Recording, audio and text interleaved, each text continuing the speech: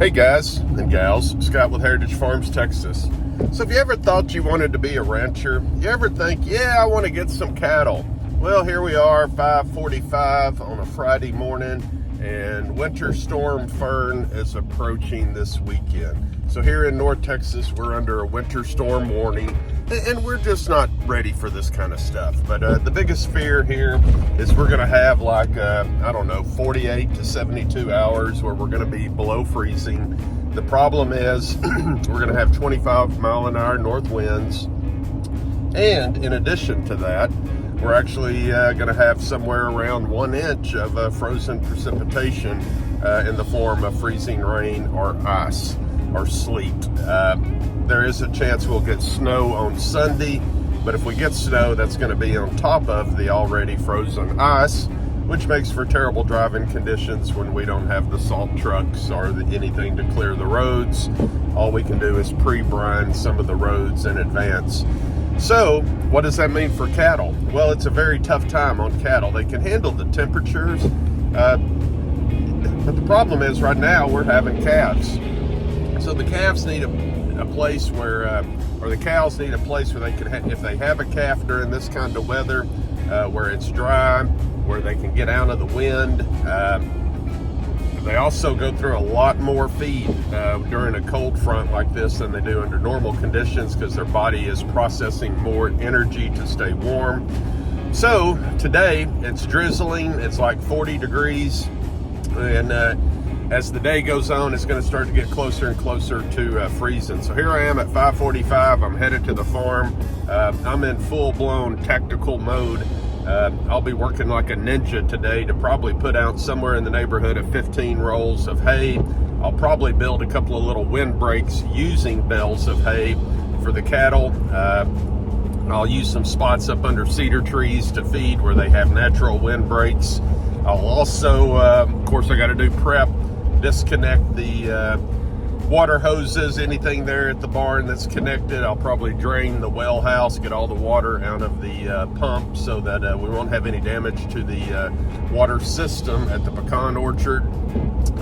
Let's see what else. Oh, the diesel tractor, need to put a diesel, additive in there so the diesel fuel won't gel up.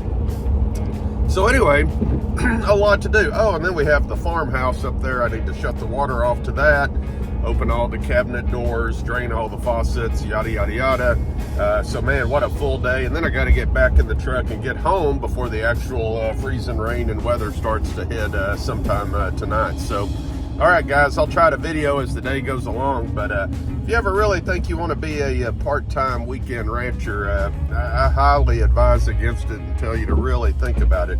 It's a passion you got to have, and some days are just absolutely miserable, and unfortunately, I think today may be one of those. But hey, we'll get through it. More to follow.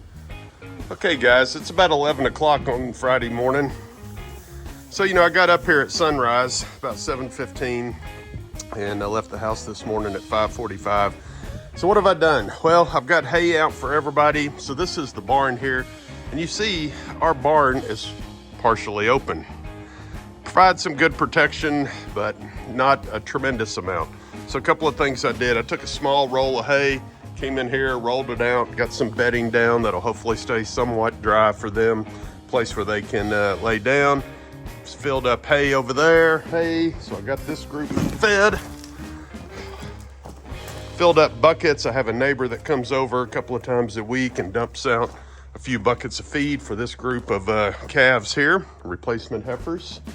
Then on this side, because they're saying 25 and 30 mile an hour winds out of the north. So what I did here was came in and made us a little windbreak.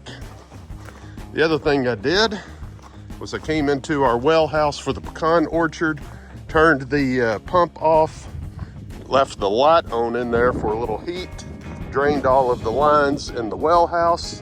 And you see here, I parked several rolls on gravel. The water drains away from it, so if it gets really bad, I can at least get in here and get hay if I need to. But more importantly, provides a windbreak, helps with the barn, keeps us going. This is a little trick I also learned in emergency times.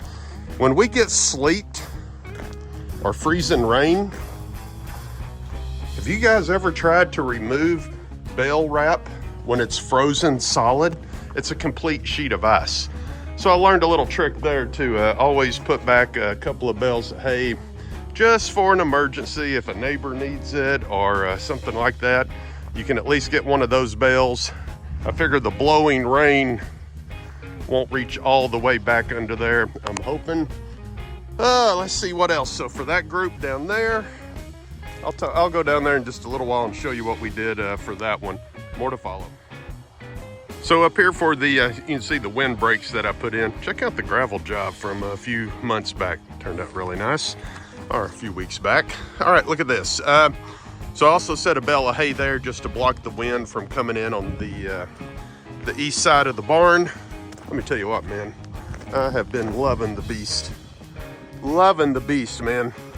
I didn't know if I'd really use a farm truck as much as a feed truck as much as I would the tractor, but it's nice to have the combo. All right, so what else are we doing? Well, I keep a battery tender on the tractor now. It really helps on those cold mornings.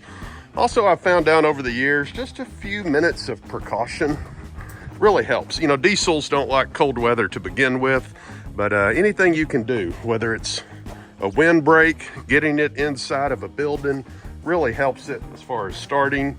Also filled the tank completely full, put in diesel fuel additive to keep the diesel fuel from gelling. And I don't know, guys, what else I could possibly do here, but I think we're ready. So starting tonight, I think like around 6, 7, 8 o'clock at night, it's gonna drop below freezing. It's gonna start drizzling. We will have freezing rain, and it's gonna go all through Saturday. And the temperatures are only getting colder. So we'll see. Pray for us. I know you guys up north are laughing, but I would take snow because we need the moisture. It's the freezing rain that's so hard on trees. The trees fall on the fence rows. The fence rows then get open. The cattle get out. Just creates a ton of work. Freezing rain is absolutely horrible. But all right, the other thing is we're having calves right now, and it makes me a little nervous too. Okay, so here is another example of one of the things we do. This little area right here is kind of a little, I don't know what you call it, an indention in the woods. It's kind of surrounded. It's got a bunch of cedar trees around it. So that way is due north, and there's a good piece of woods between here and the opening. So that block of woods gives a really good winter break, if you will. And when you get all of the cattle down here, they will actually start to get up underneath these cedar trees. You can see the droppings in there, and they'll start to lay down. It's like a dome over the top. It helps protect them a little bit from the elements. So I put out a lot of feed in this area. Really not concerned about wasting hay. If it gets on the ground, we'll harrow it out and drag it across the pasture in the spring. But right now it's all about surviving. So I look for areas where there's some natural breaks, and then I feed in those areas to entice the cattle to remain here when it gets down to single digits. Okay guys, here's another example of places I feed. You can see this little channel right here is kind of outlined by cedars. So I've got 1, 2, I don't know if you can see this through there, but I got another bale of hay over there, and 4. But this is all woods back through here. So you kind of got natural wind breaks. You look for places where the cattle can get underneath the cedar trees. They can get back in here, get up in there. And it's just a good little area. And if you get all of them together in this little area, just the body heat from them alone really helps. So that's what we're doing. So guys, that kind of wraps up the story here. Let's go up here, show you real quick, man. I don't know, sometimes I think I need to change my management style. And I've always been a spring calf. And over the years, everybody shifts the dates, and spring calves seem to come earlier and earlier. But I think I really need to start managing a little bit better and pulling my bulls out so I don't have to deal with this winter weather. We do pull our bulls, but not at the right times due to just work. But you can see we've got calves on the ground everywhere.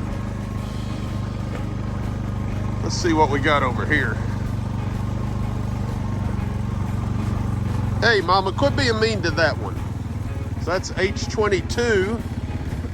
She has a little bull calf. There's another little bull calf there that belongs to somebody, and I don't think it's hers. So I hope somebody comes and takes care of her. So that's 2 calves over there. Let's see what we got up here. 1, 2, 3, 4, 5, 6, 7.